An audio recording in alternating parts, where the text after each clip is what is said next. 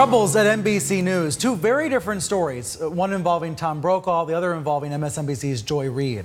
NBC News chairman Andy Lack is promising results as soon as next week in that ongoing investigation into Matt Lauer, the harassment claims against him, and the broader culture issues at NBC News. Now, there are shocking claims about news legend Tom Brokaw.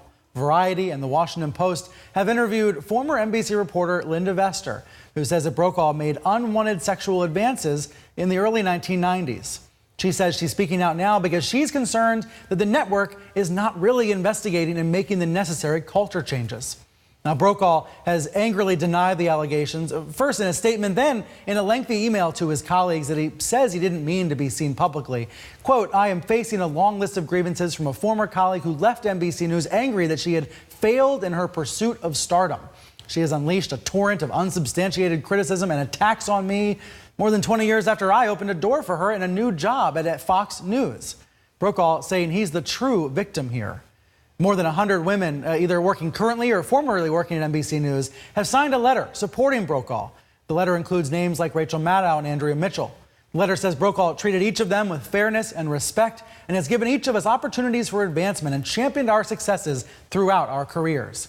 Many people standing with Brokaw, but there are questions about whether other women could come forward in the future. Joining me now, David Zerwick, media critic for the Baltimore Sun.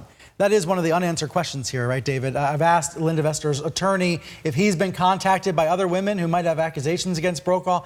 He will not answer that question. He won't say either way. But the Washington Post story did cite an anonymous second woman making the claims. How are we to assess NBC's handling of this matter? Look, I think so far NBC has handled this matter really poorly, Brian, with the internal investigation. I think they should have gone outside for credibility. It's going to be whatever they come up with in-house is going to be met with skepticism. And I'm talking about Lauer and all the other stuff that went before, you know. But is that really fair? It's the head general counsel for NBC. She's a respected attorney doing this investigation.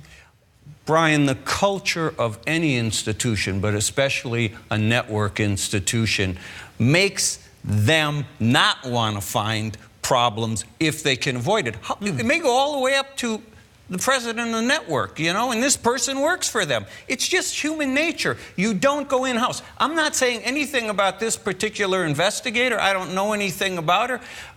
But the point is that if you go outside, you do a thorough investigation, you have results that you can show to people and say, look, this is what we did. We're taking this seriously. Also, this has gone on for a long time. Well, it's been 5 months since Lauer was fired, and I thought it was telling that in this Washington Post interview, Ann Curry, for the first time, says she tried to speak out in 2012. She says to the Post that she approached two members of NBC's management because, quote, "a woman approached me and asked me tearfully if I could help her because she was afraid of losing her job because she had an experience with Lauer but was afraid to report it."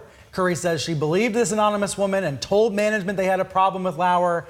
But she suggested nothing was done. Curry then lost her job later in the year. And that only adds to the skepticism involved here, because 2012 is a long time ago. And there's all this suspicion and even enmity towards Lauer built up in the departure of Curry from NBC News. Right. It was People magazine, it was tabloid fodder continually. So there's this residue of people believing or thinking they know something they do about whether the network might have covered up because he was a money machine. Morning TV is where the money is now. You have a morning anchor. By the way, I think some of this has been overrated of the power of these stars because the shows have done pretty well once they left. Yes, Lauer was removed and the show's doing just fine. Yeah, hey, on Joy Reid, I want to ask you about this strange Joy Reid story too. You know, a couple of days ago, there were these reports that she had posted these homophobic blog posts, more than a decade ago. She said, she suggested she was hacked. Now she admits she can't prove she was hacked. She's saying sorry for her past posts, but it's still murky if she actually posted them. Do you think this is going to harm her or MSNBC? Look, again, same problem. Andy Lack, president of NBC News. This has been bubbling in the internet and in social media for a long time, okay? She brought it on her show Saturday morning. NBC News now owes us an investigation of this because we don't, look, I watched it Saturday morning live. I read everything about it. My feeling is I don't know exactly what she's saying even. I'm confused by what she says happened with this. But if it is what I think it is, that I was hacked, we couldn't find evidence of the hack. I wrote some things in the past, but now I can't believe I wrote them because that's not me. Look, you have to clear. You know, if you walk in a newsroom with a story and said something like that, the editor would say, hey, Stelter, what do we know to actually be true here, okay? That's your lead, write that sentence. A news organization needs the same thing. They need to offer its audiences clarity, and they need to offer their audiences some kind of credible information that they can believe. They owe it to do another kind of outside investigation. Look. Well, look, if we're going to hold the administration accountable, we need to hold ourselves accountable. Exactly.